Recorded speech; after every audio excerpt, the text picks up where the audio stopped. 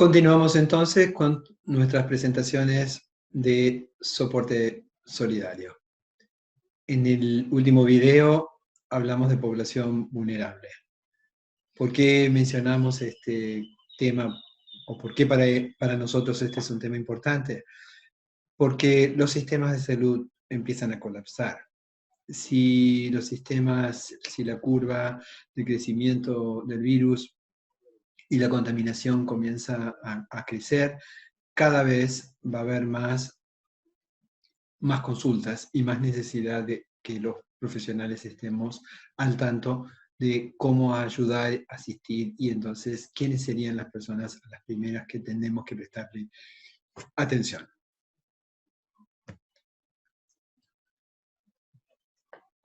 Seguimos entonces con nuestra fase 1 de historia clínica. Nuevamente, hasta acá no hemos dado grandes diferencias acerca de cualquier aproximación psicoterapéutica que tenga como objetivo un cambio específico de los síntomas y los padecimientos de las personas. En cambio, tenemos sí un concepto personalmente para mí difícil que tiene que ver con el diagnóstico.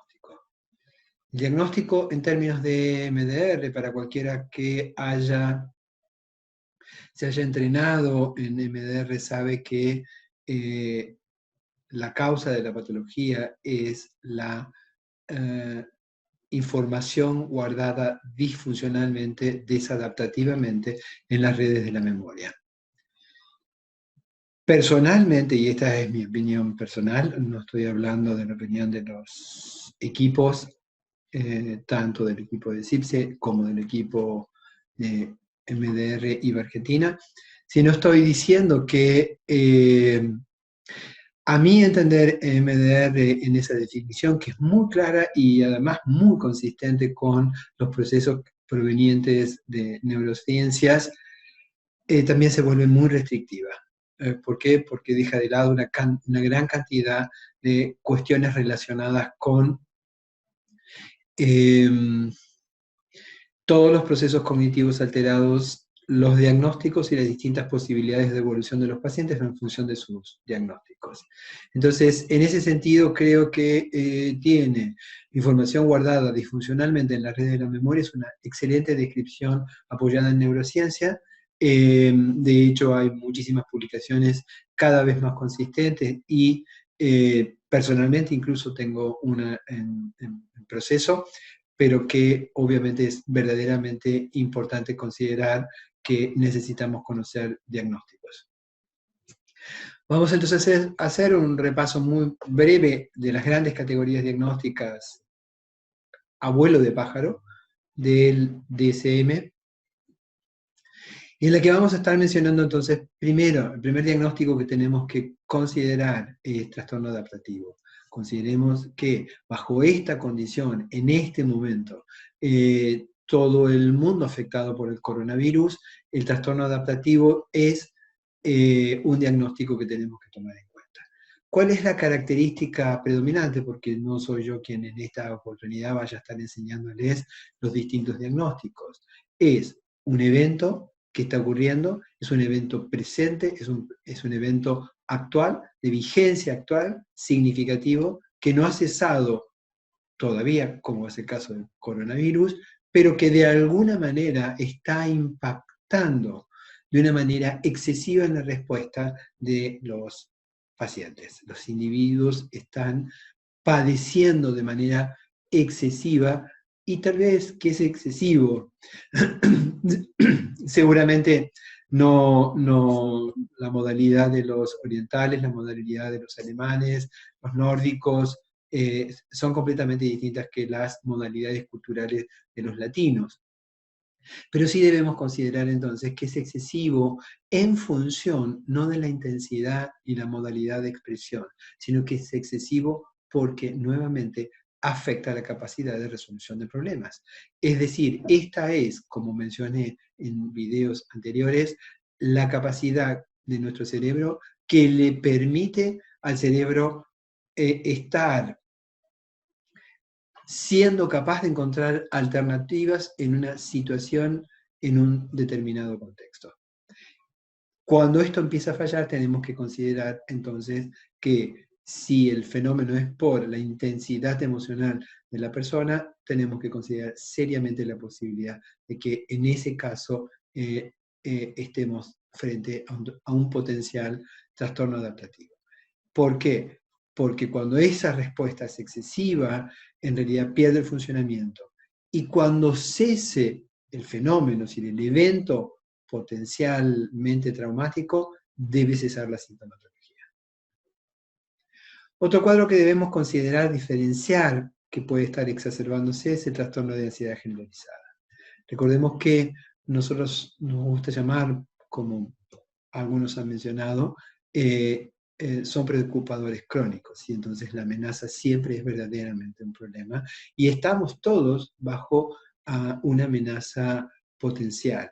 Y entonces vamos a estar hablando en otro video sobre las formas de amenaza y las implicancias que estos tienen, pero sí debemos considerar que nuestros pacientes, los preocupadores, aquellos que particularmente, aunque no tengan preocupaciones específicas ligadas a la salud, que tengan preocupaciones acerca de su rendimiento, acerca de distintas modalidades, la seguridad, la economía o lo que fuera, pueden ser personas que tengan mayor vulnerabilidad por el tipo de proceso cognitivo que está ya mostrando alguna vulnerabilidad mayor.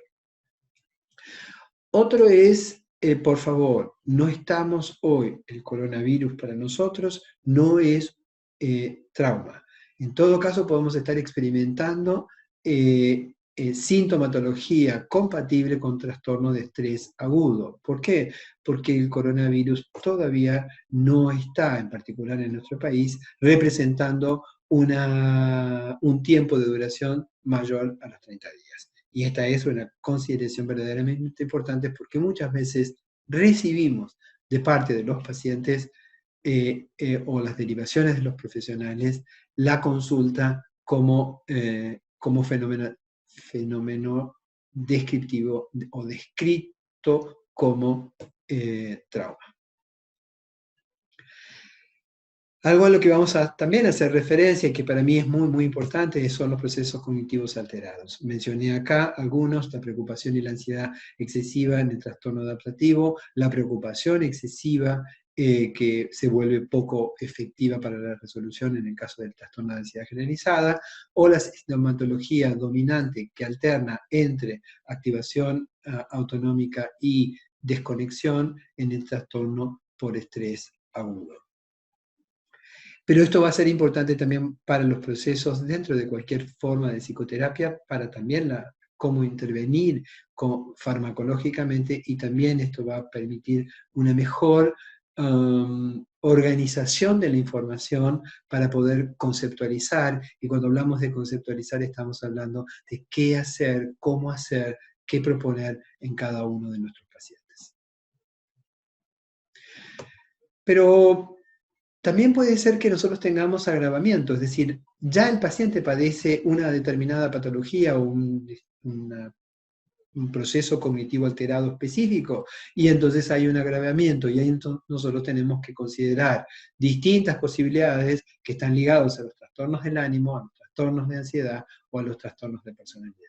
Por favor, esto es algo importante, es decir, diferenciar cuando yo parto de un determinado cuadro y cuando ese cuadro va a agravarse y va a presentar sintomatología. Esto es particularmente importante para el riesgo.